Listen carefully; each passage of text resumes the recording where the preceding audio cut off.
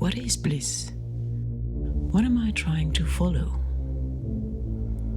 How can the idea of following bliss help me make the right choices, follow the correct path? Not the perfect one, but the one that is truly aligned with who I am. I made this work for me before, with just a simple practice that made every decision much easier.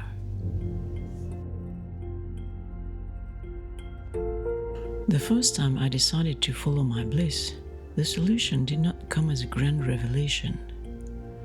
No single path suddenly illuminated in the forest of choices. It was subtle, quiet, progressive. Bliss isn't always fireworks and ecstasy. Bliss is not even always joy. Sometimes it is the small murmur of a mountain spring or a simple pause. Bliss is simply the best feeling available in this moment. Not perfect, just better. I found my dream job as a pilot when I was young, not because I forced anything into place, but because in the fog of uncertainty, I followed what felt the truest to my heart. I was not chasing a destination, I was sensing a direction.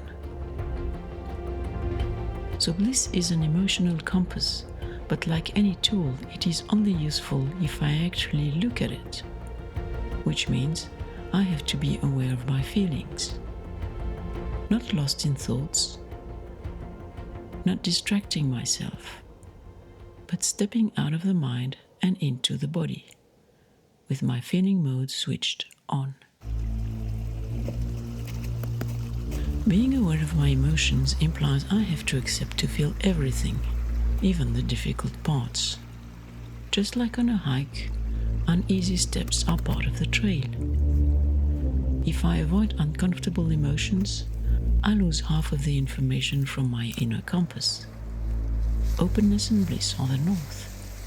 Tension and sorrow are its opposites. Being aware of both gives me clear direction. So I refrain from suppressing discomfort because when I numb feelings, I also numb clarity. Desensitizing is the opposite of what it really means to be alive.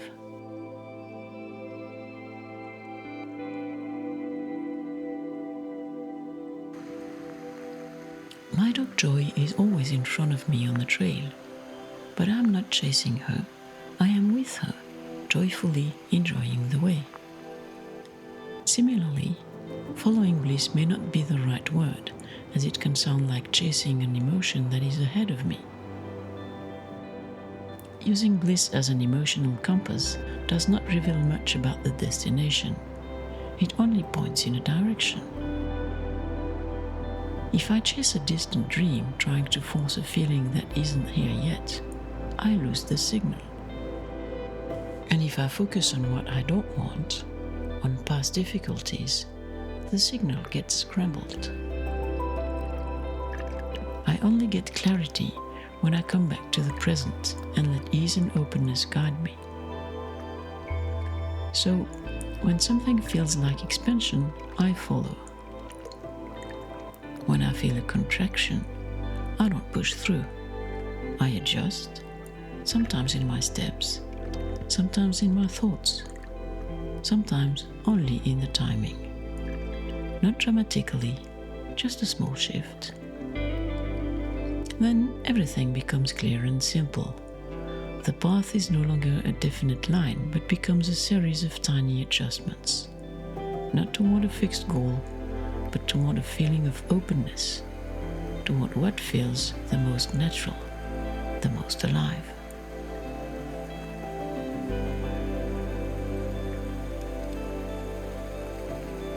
The trick then is not to follow bliss, but to let it gently guide the next step, and then the next.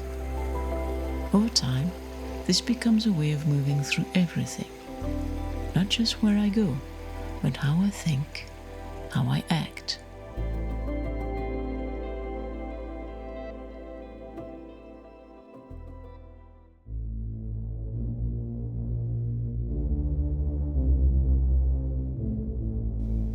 Bliss is no longer found in rare flashes.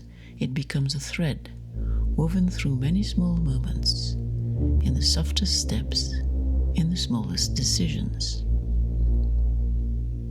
And the more I notice it, the more clearly it appears. The more I feel it, the more I can conjure it at will. Following bliss and finding it is not about what I do. It's about how I feel while doing it, because it is through the intensity of emotions that I truly experience life.